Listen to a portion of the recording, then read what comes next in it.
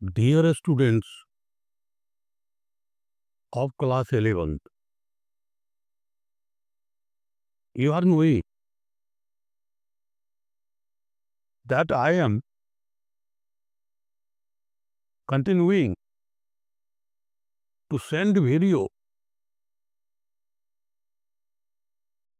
from biological classification. In this order, today I am coming with viruses that did not place in biological classification.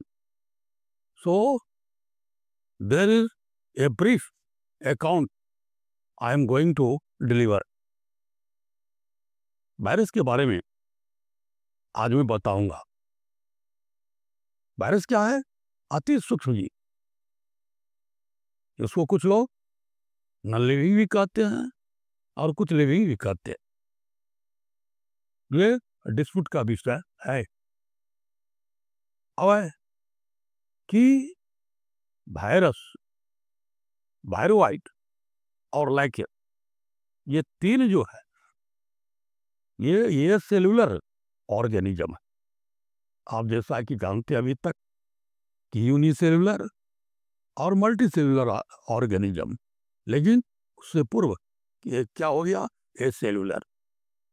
तो ये cellular, unicellular and multi cellular तीन प्रकार के मतलब organism हो गए। तो अब है कि ये जो वायरस है इसमें उसके जो ऑक्यूरेंस है, ऑक्यूरेंस का मतलब हुआ उपस्थिति, ये कहाँ पाया जाता है? तो यह सर्वत्र व्यापी है।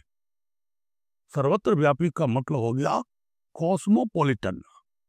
यह कॉस्मोपॉलिटन, यह सर्वत्र व्यापी कॉस्मोपॉलिटन। यह वायु में, जल में, सॉइल में, हर जगह मौजूद है। फिर है फीलिंग ऑफ इट्स प्रेजेंस। कैसे हमको इसकी अनुभूति होता है?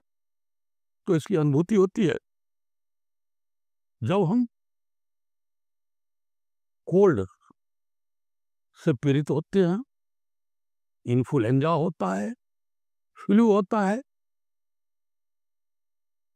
और भी कई तरह के, कुछ डिसेंट्री भी होता है इसके कारण।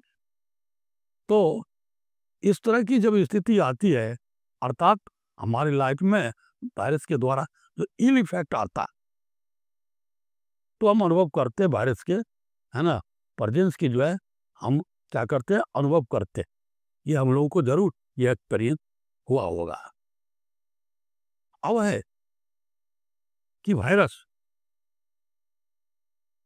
बायोलॉजिकल क्लासिफिकेशन के अंतर्गत वायरस को चाहे ट्रूली प्लेस नहीं किया गया, कोई इसको क्लास नहीं दिया गया, जैसा कि हमने देखा कि बायोलॉजिकल क्लासिफिकेशन में जो ग्रुप है उस ग्रुप में कहीं इसको ग्रुपिंग में इसको प्ले नहीं किया गया।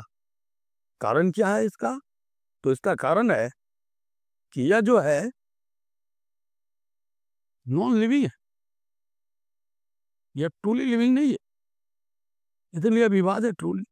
इसलिए इसमें क्या डिस्प्यूट है, विवाद है, जिसके कारण इसको प्लेसिंग नहीं किया गया बायोलॉजिकल क्लासिफिकेशन अंदर, इसको स्थान नहीं दिया गया। तो क्या है? यह आउटसाइड द होस्ट से, यह क्या है? क्रिस्टलाइन फॉर्म में, क्रिस्टलाइन फॉर्म में। और जब यह क्या करता है? इन्फेक्ट करता है होस्ट सेल को या किसी होस्ट ऑर्गेनिज्म को, तो ये क्या करता है? होस्ट बॉडी के मशीनरी का उपयोग करके, उसके मेटाबॉलिज्म का उपयोग करके ये क्या करता है? स्वयं रिप्लिकेशन करता है, अपना मल्टीप्लिकेशन करता है, अपनी संख्या को यह बढ़ा लेता है और साथ ही किलिंग द होस्ट, होस्ट को किल भी कर देता है। तो ये वायरस का क्या है? फीलिंग। और वायरस को प्लेसिंग नहीं करने का कारण यही है कि ये ट्रूली लिविंग नहीं है, यह क्रिस्टल के फॉर्म में पाया जाता है। अब समझिए कि इसके विषय में क्या डिस्कवरी है, क्या बात है, मतलब इसके खोज के संबंध में तो है कि यहां पर हम देख रहे लिखा हुआ है poster DJ Ivanovsky, poster DJ Ivanovsky 1892 1892 में इसने वायरस को वायरस नामकरण किया दिया, बताया कि वायरस का मतलब होता है वेनम, है ना, ए फ्लूइड, है ना, ये फ्लूइड लाइक सब्सटेंस, है ना, वेनम यानी पॉइजनस, मतलब पॉइजन वायरस, ये बताया। और साथ ही इन्होंने टोबैको के प्लांट में टोबैको मोजाइक वायरस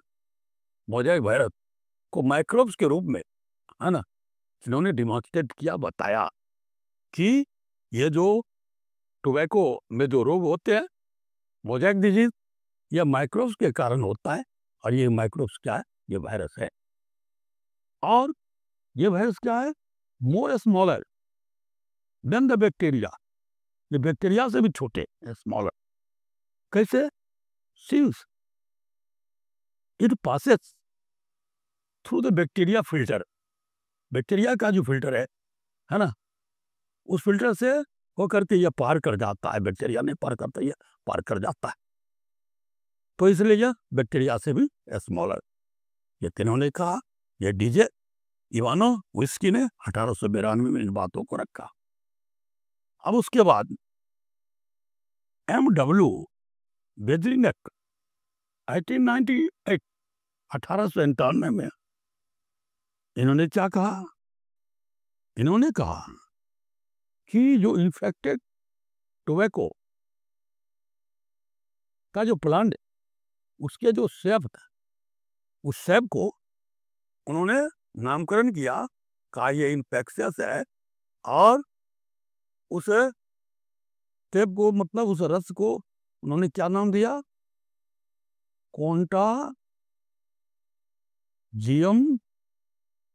कॉन्टाजियम वाइवम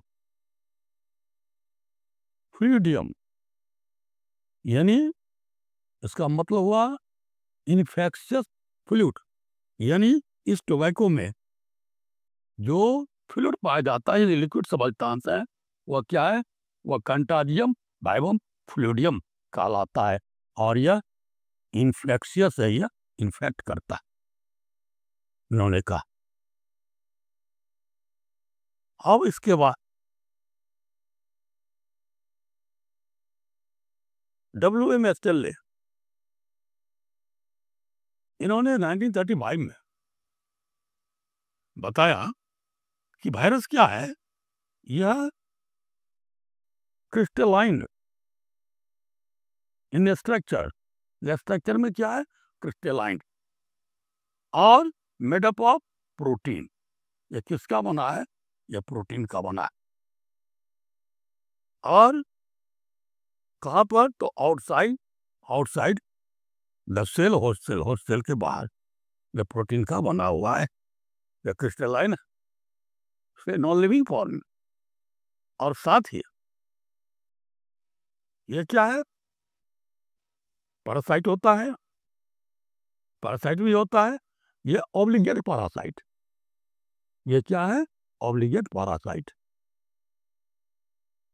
तो इस तरह से वायरस के बारे में विभिन्न विचार आए, और वायरस की जो डिस्कवरी हुआ, इनमें 3, है ना, व्यक्तियों का या 3 वैज्ञानिकों का, है ना, कंट्रीब्यूशन है।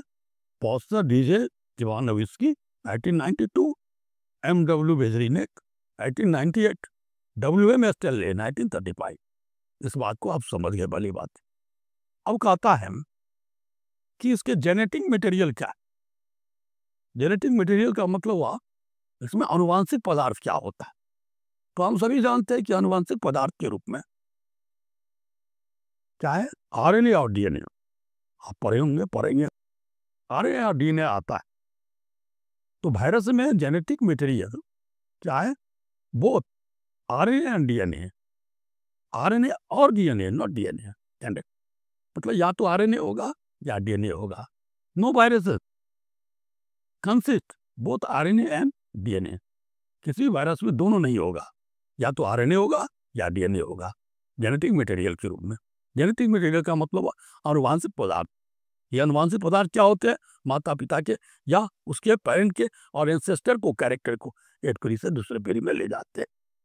आरएनए का फुल फॉर्म आप जानते होंगे, राइबोन्यूक्लिक एसिड, और डीएनए का फुल फॉर्म हो गया डीऑक्सी राइबोन्यूक्लिक एसिड। तो या तो आरएनए होगा वायरस में या डीएनए होगा। अब कहता है कि वायरस में ये दोनों एक साथ नहीं हो सकते। अब ऐसे वायरस जो प्लांट को इन्फेक्ट करता है, the viruses that infect the plant has only the single strand RNA. जो वायरस प्लांट को प्रभावित करता है, इन्फेक्ट करता है, ऐसे वायरस में क्या होता है? जेनेटिक मटेरियल के रूप में सिंगल स्ट्रैंड आरएनए होता है। लेकिन वह वायरस जो एनिमल्स को प्रभावित करता है, इन्फेक्ट करता है, ऐसे वायरस में क्या होता है? जेनेटिक मटेरियल के रूप में सिंगल और डबल स्ट्रैंडेड आरएनए और डीएनए, या तो सिंगल या डबल स्ट्रैंड आरएनए होगा या फिर डीएनए होगा। और ठीक उसके बाद क्या है?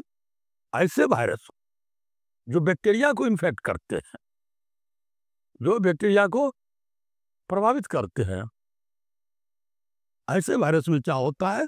जेनेटिक मटेरियल के रूप में डबल स्ट्रैंडेड यानी डीएनए होता है। बैक्टीरियोफेज, ऐसे वायरस को क्या कहते हैं? बैक्टीरियोफेज कहते हैं। तो बैक्टीरियोफेज में क्या होता है? डबल स्ट्रैंडेड डीएनए होता है।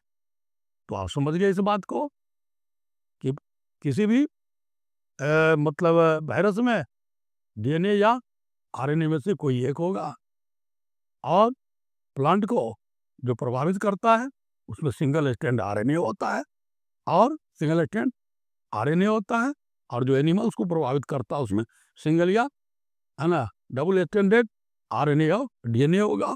और बैक्टीरियोफेज में क्या है? डबल स्ट्रैंडेड है ना, उसमें क्या होगा? डीएनए होगा। यही हुआ जेनेटिक मटेरियल की बात हमने किया। अब कहता है वायरस का जो जेनेटिक मटेरियल है वो क्या है?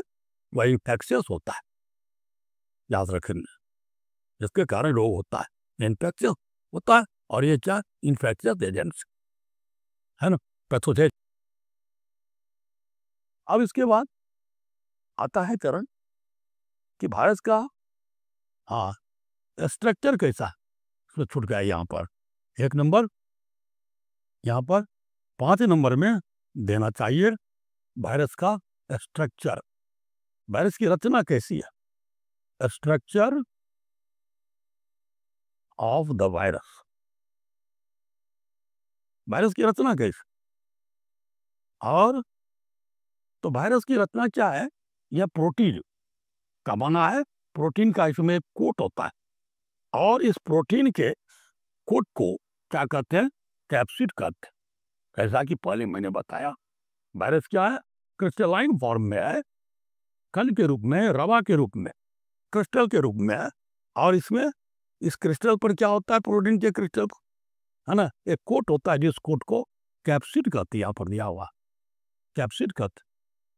और इस कैप्सिड में के अंदर क्या है? बहुत सारे स्मॉलर सब यूनिट्स, ये सब जो देख रहे हैं क्या है? स्मॉलर सब यूनिट्स। और ये सब यूनिट्स क्या है? या तो ये हेलिकल फॉर्म में है, और ये पॉलीहेड्रल फॉर्म में है, ज्योमेट्रिकल शेप, यानी हेलिकल और पॉलीहेड्रल फॉर्म में ज्योमेट्रिकल शेप में ही है। और इस सब यूनिट्स को क्या कहते हैं? कैप्सोमियर कहते हैं। ये क्या है? कैप्सोमियर है। और ये जो मलारी देख रहे हैं ये क्या है? ये चेन जो देख रही है आरएनए का, कॉइलिंग स्ट्रक्चर आरएनए। तो इस तरह से ये रचना वायरस का क्रिस्टल फॉर्म है ना, क्रिस्टलीय फॉर्म में, क्रिस्टलाइट फॉर्म में ये वायरस हो गया। अब इसकी रचना हो गई। अब यहाँ पर भी हम देख लें इसको, उसके बाद हम आगे बढ़े। तो यहाँ पर देख रहे हैं ये जो वायरस की रचना हम देख रहे हैं, ये क्या है? नंबर 2, पहला तो टोबैको मैजिक वायरस है, और ये हो गया बैक्टीरियोफेज। हम भी बहुत दिन तक नहीं समझ पाए बैक्टीरियोफेज किसको कहते हैं। तो बैक्टीरियोफेज एक ऐसा वायरस है जो बैक्टीरिया को इन्फेक्ट करता है। तो इस वायरस की रचना में हम देख रहे हैं, ये जो है इसका हेड है, यहाँ से यहाँ तक, ये इसका कॉलर हो गया, ये इसका सीट है, सीट का मतलब कवरिंग है ना, ओवरलैपिंग सीट है, और ये टॉल फाइबर्स है। तो ये हो गया बैक्टीरियोफेज, और ये हो गया टोबैको मैजिक वायरस। तो ये इसकी रचना हो गई। अब आइए इसके बाद डिजीज, वायरस कौन कौन से डिजीज कॉज करते हैं? तो इस वायरस के द्वारा अनेकों डिजीज होता है ना, जैसे मम्स, हर्ष, पोलियो, स्मॉल पॉक्स, एड्स, बहुत सारे रोग होते है ना, मेनी नंबर्स ऑफ डिजीज है ना, कॉज बाय द वायरस के द्वारा होता। प्लांट्स में भी ये क्या करता है? मोज़ेक फॉर्मेशन करता है। मोज़ेक की स्थिति में क्या होता है?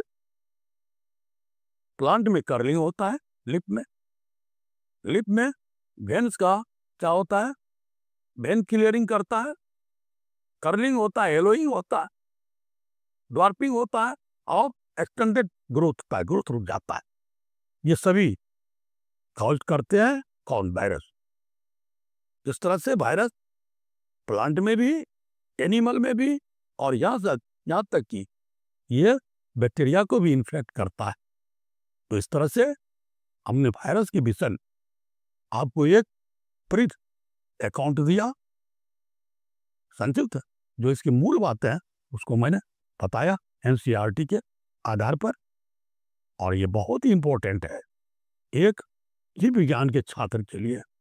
आप निश्चित रूप से इस वीडियो को देखिए, अंडरस्टैंड कीजिए, और दिमाग में बना करके रखिए, ताकि हम विभिन्न परीक्षाओं में हम इसे चाहे ऑब्जेक्टिव्स कलेक्ट कर सके और परीक्षाओं में हम सफल हो सके। साथ ही हमारे इस चैनल को आप शेयर करने के पश्चात हमारे इस चैनल को निश्चित रूप से आप सब्सक्राइब करें। अब हम दूसरे पार्ट में, है ना, प्लांट किंगडम में जाएंगे और उसका वीडियो बना के भेजेंगे। धन्यवाद।